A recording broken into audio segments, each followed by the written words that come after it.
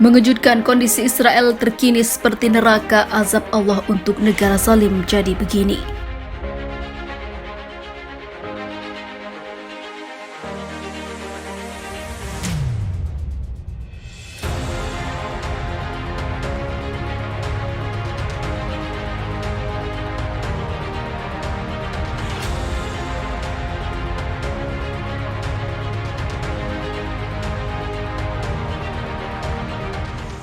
Kebakaran dahsyat melanda Israel. Upaya pemadaman pun dilakukan. Banyak negara yang membantu, hingga ada 13 negara seperti Siprus, Amerika, Italia, Spanyol, Bulgaria, Rumania, dan masih banyak lagi.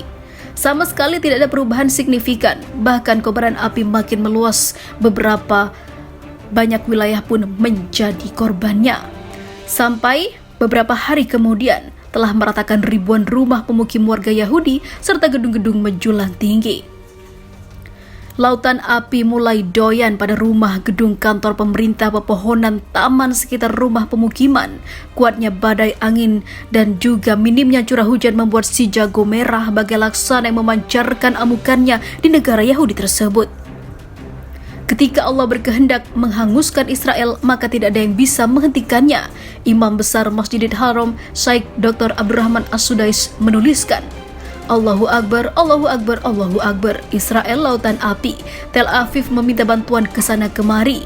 Kebakaran besar itu terjadi beberapa hari pasca pelarangan azan di Masjidil Aqsa dan penetapan denda $200 atas setiap azan yang dikumandangkan pada setiap masjid oleh negeri Zionis itu. Sungguh, mata keimanan yang seorang mukmin memandang bahwa kebakaran besar yang melanda negeri Zionis Yahudi itu adalah baru setitik azab yang Allah turunkan dikarenakan kezaliman mereka. Dan Zionis Yahudi dari masa ke masa telah menghitamkan lembaran-lembaran sejarah dengan kekejian dan juga kezaliman mereka. Kaum mukmin layak gembira dengan azab yang Allah turunkan kepada musuh-musuhnya. Ini adalah kegembiraan yang tidak hanya wajar tapi benar dan sejalan dengan ruh syariat. Karena bisa dipastikan azab Allah turun atas dasar keadilan, sebab Allah mustahil berbuat zalim pada makhluknya. Allah berfirman yang artinya, dan di hari itu bergembiralah orang-orang mukmin karena pertolongan Allah.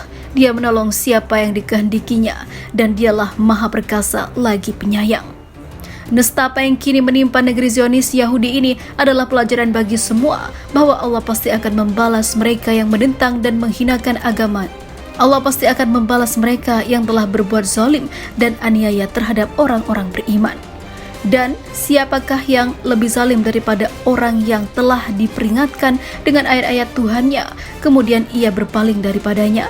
Sesungguhnya kami akan memberikan pembalasan kepada para pendosa. Quran Surat As-Sajdah ayat 22.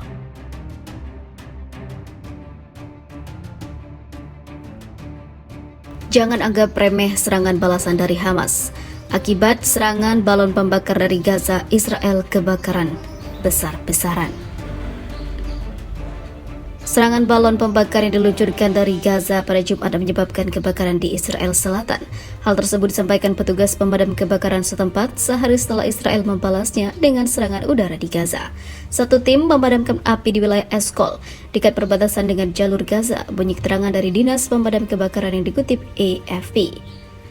Seorang penyelidik kebakaran menentukan bahwa api itu disebabkan oleh balon pembakar lanjutnya.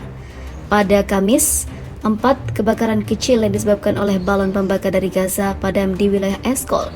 Namun di beberapa lainnya, sebuah kebakaran yang cukup besar juga melalap sebagian kota yang berada di Israel. Israel melakukan serangan udara.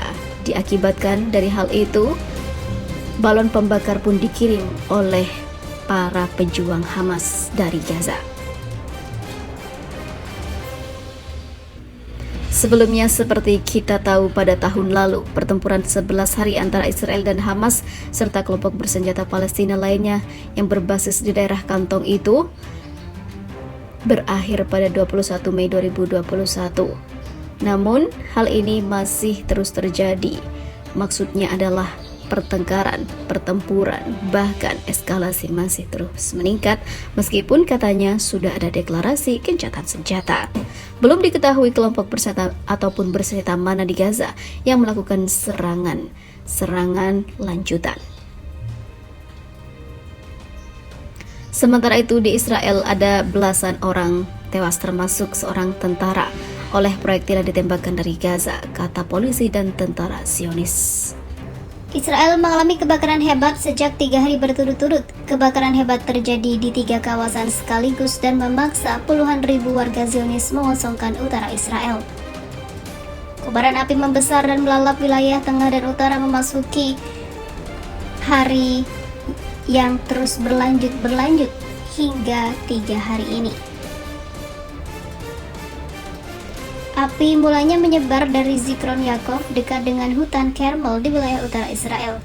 Akibat tiupan angin kencang mengakibatkan api makin membesar dan juga kobaran api makin membara di mana-mana dan makin susah dijinakan.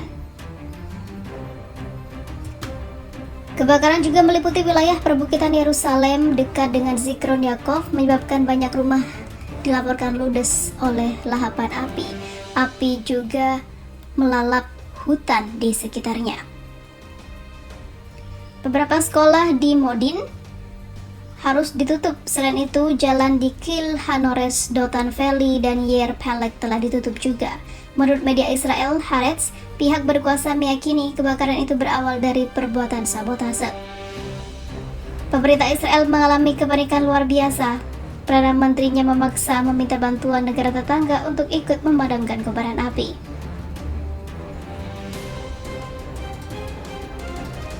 Sebelumnya, kejadian itu juga pernah terjadi 6 tahun lalu, di mana kebakaran hutan Gunung Karmel yang saat ikut menghabisi 44 orang.